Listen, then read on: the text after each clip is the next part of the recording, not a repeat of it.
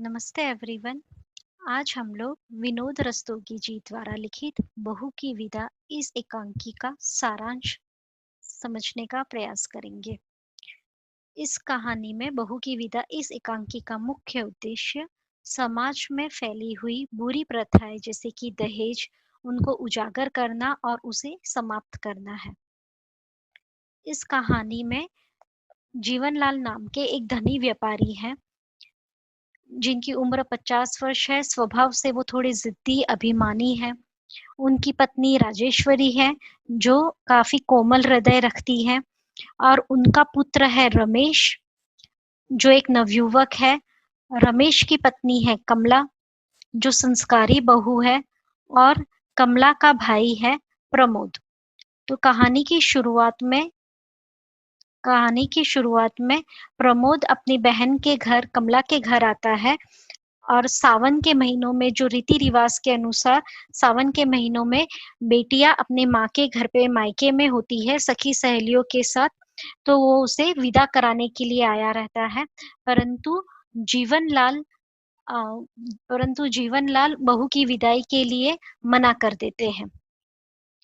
जीवनलाल को लगता है कि अ, उनके बेटे रमेश की शादी में बारातियों का स्वागत बहुत थोड़ी कम तरह से अच्छे से हुआ और उस चीज का उनके इज्जत पे बहुत फर्क पड़ गया, प्रभाव पड़ गया और इस बात का उन्हें बहुत करारी चोट लग गई है।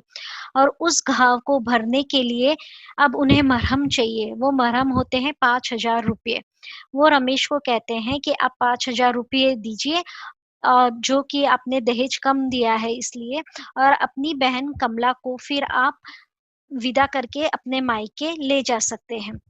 प्रमोद प्रमोद एक शांत स्वभाव का ईमानदार स्वाभिमानी नवयुवक रहता है। प्रमोद जीवनलाल को समझाने का प्रयास करता है कि उसने अपनी हैसियत के अनुसार जीवनलाल को दहेज के नाम पे पहले रुपये दे चुके हैं।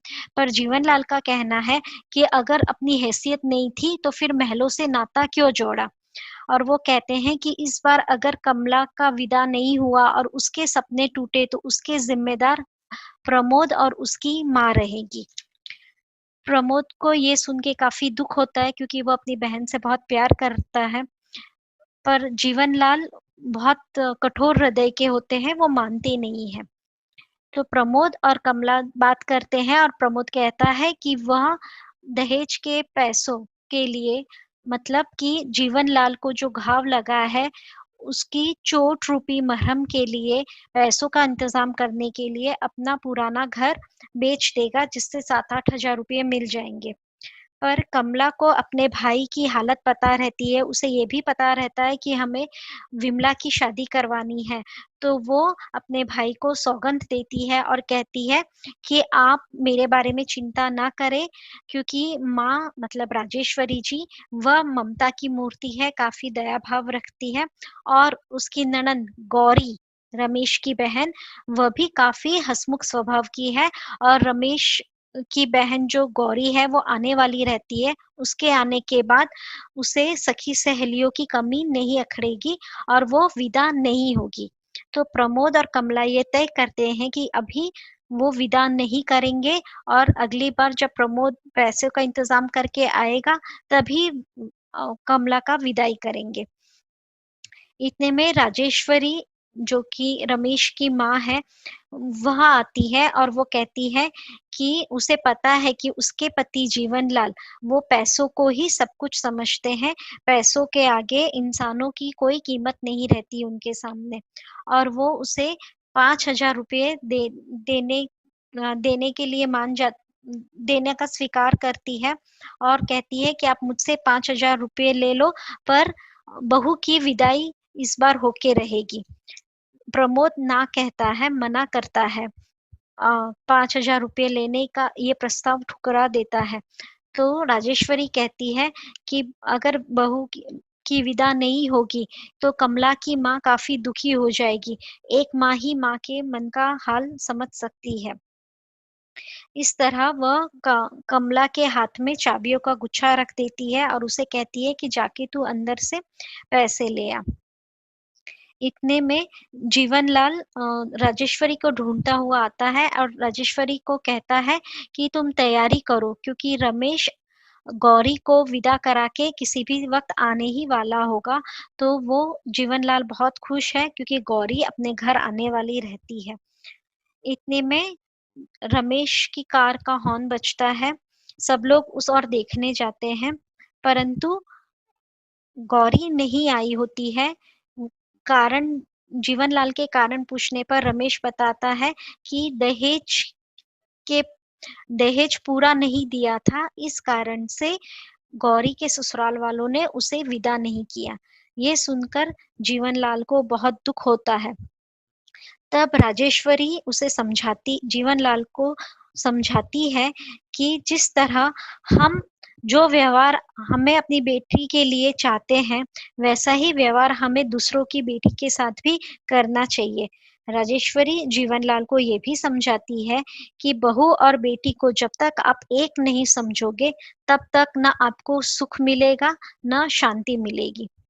जीवनलाल पहले तो ये बात समझ नहीं पाता है, पर राजेश्वरी के समझाने पर और गौरी के ना आने पर, उसकी विदा ना होने पे उसे दुःख पहुँचता है। उस दुःख के कारण उसे पश्चाताप होता है और वो ये बात समझ जाता है कि उसे बहू और बेटी में भेदभाव नहीं करना चाहिए।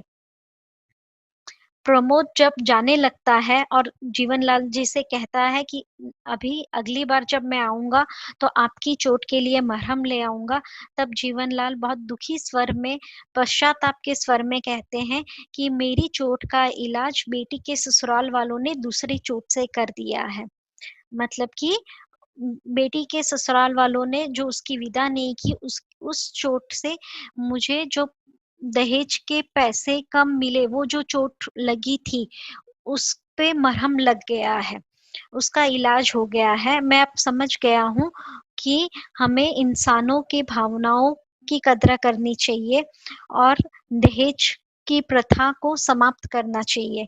इस तरह जीवनलाल प्रायश्चित करता है और अंत में वह अपनी बहू कमला का विदा करने के लिए मान जाता है और यहीं पे कहानी का अंत होता है। के अलावा कुछ छोटे क्वेश्चंस 2-2 नंबर के लिए एक्स्ट्रा क्वेश्चंस लाइक माझी को ममता की मूर्ति क्यों कहा गया है? किस घटना से साबित होगा कि माझी वास्तव में ममता की मूर्ति है? आंसर, माझी को ममता की मूर्ति कहा गया है क्योंकि वे नंबर 1 पॉइंट बेटी और बहू में अंतर नहीं करती है। वे बेटी और बहू को एक जैसा समझती है। जब कमला सावन में अपनी माँ के पास विदा होकर नहीं जाएगी, ये उन्हें जब पता चलती है तो वे बहुत मन से दुखी होती है और उसे माँ के घर विदा करके भेजने के लिए पूरी कोशिश भी करती है। जीवनलाल ने प्रभु से कमला की विदाई के लिए 5,000 रुपये की मांग की थी। यह बात माझी को जब पता चलती है तो वह स्वयं अपनी तिजोरी से 5,000 रुपये देने के लिए भी तैयार हो जाती है। तो इस घटना से पता चलता है कि माझी वास्तव में ममता की मूर्ति है। वन मोर क्वेश्चन, मरहम की क्या विशेषता होती है?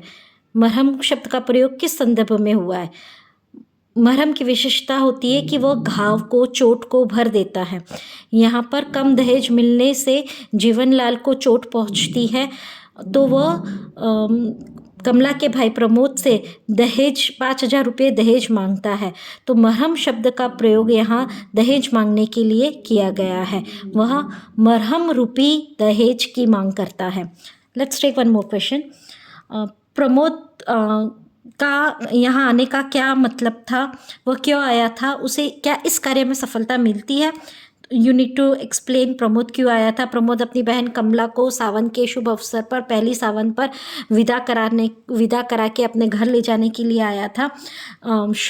एकांकी की शुरुआत में हम देखते हैं कि उसे इस कार्य में सफलता नहीं मिलती है क्योंकि जीवनलाल ने दहेज कम मिलने के कारण उसे विदा कराने से मना कर देता है। परंतु अंत में हम देखते हैं कि जब जीवनलाल की बेटी गौरी को उसके ससुराल वालों ने विदा नहीं कराया, तब जीवनलाल की आंखें खुल जाती है और वह बहू और बेटी एक समान होती है ये बात समझ जाते हैं और अपनी बहू कमला की विदा के लिए तैयार हो जाते हैं। तो अंत में प्रमोद को उसके कार्य में सफलता मिल जाती है। तो इस तरह से कुछ छोटे छोटे क्वेश्चंस भी कहीं ना कहीं अलग से प्रिपेयर कर लेने चाहिए। I hope this series is helpful. Keep reading, keep studying. Bye bye.